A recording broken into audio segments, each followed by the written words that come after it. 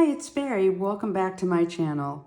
Today I'm really excited to bring you part 2 of my CP Petite series.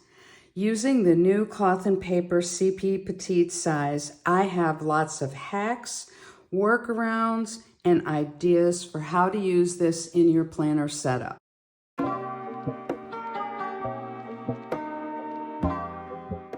So in part 1, you saw how I decided to use this as my travel planner.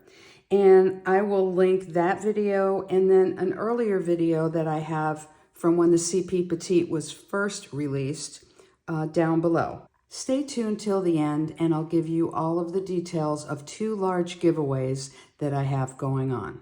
The only thing that I've changed in the travel planner so far is to label the To Keep folder. And all I did was use a black label that covered the To Keep with what I really wanted it to have, which is where I'm going to save my expense information and receipts from my trip. This planner is in the original leather cover that was offered during Black Friday, and it does not have a pen loop.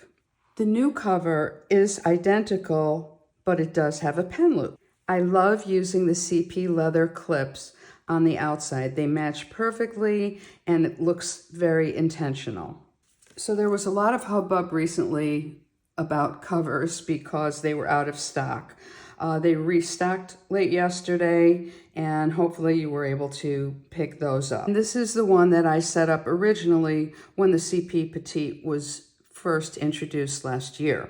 And I just have lots of different notes pages, the notable section cover, and I just put that over a printed piece of cardstock. In part 1, I told you I experimented with a workaround. I wanted to get clear covers. I did show you a hack that one of the things you can simply do is do this. And that is, here's your clear cover, which is the back cover, and then use the notes cover to stick it into the leather planner. I thought it would be a great idea to just buy a set of mini HP clear covers, which are also less expensive, and trim them down. But my first try at that didn't work very well. Those covers are very hard plastic, so you have to make sure you're using a very good trimmer. My trimmer did okay on it, but I did break a small corner rounder that I had to get the edges, because the edges were very, very sharp. One sweet viewer did leave me a message about using a different corner rounder, and I actually have that corner rounder. For some reason, I just have never really gotten into using it, but I decided to give it a try. I experimented on this cover, which should look familiar to all of you. So basically what I did is I trimmed it down, and then I was able to trim it down, trim the edges down using this one, which is a We Are Memory Keepers Crocodile Corner Chomper. And it did work. It worked fine. And here's another thought. I showed you in the last video how I used the mini HP dividers and trimmed them down so that they would work well in this planner. Well, when you do that, if you get a set of the clear mini HP dividers, you'll be able to use the first 5, and the 6th one will not fit. But what you can do is use the extra divider as a back cover that slips in.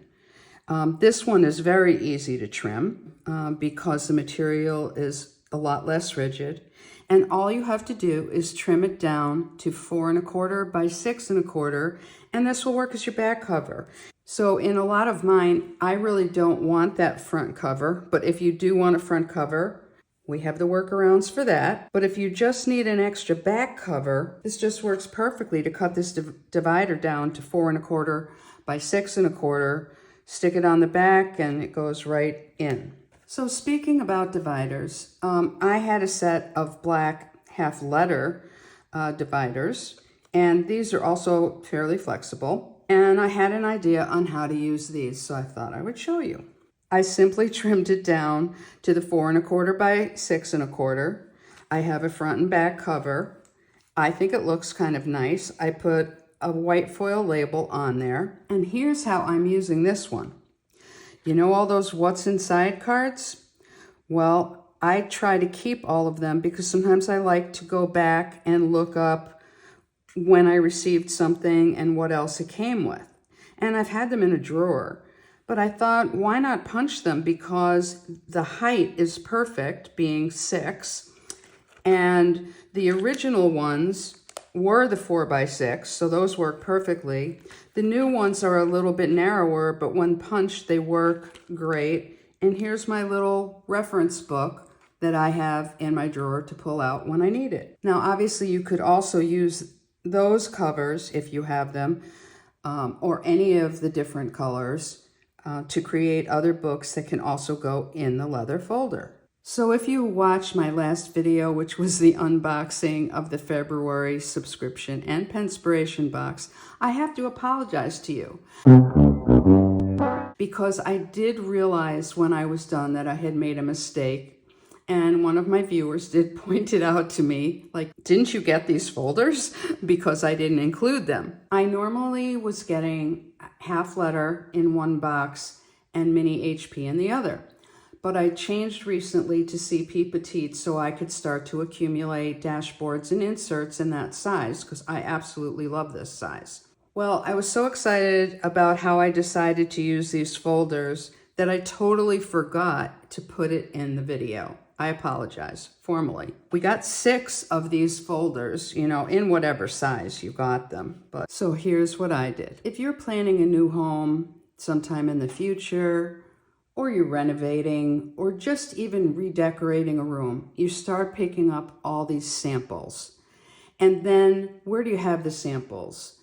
Are they together? Can you find them?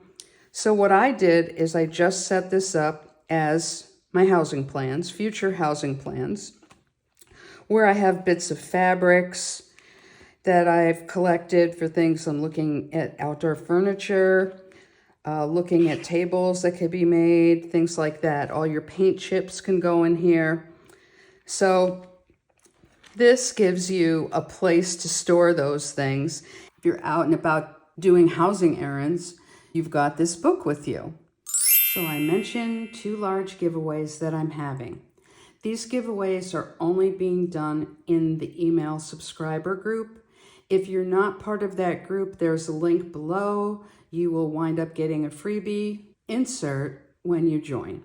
All the details will be in a newsletter going out in the next 24 hours.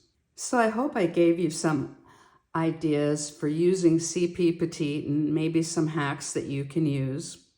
I actually have part 3 coming up, so you'll see one more video, at least, in this series. Thanks for tuning in. See you next time around.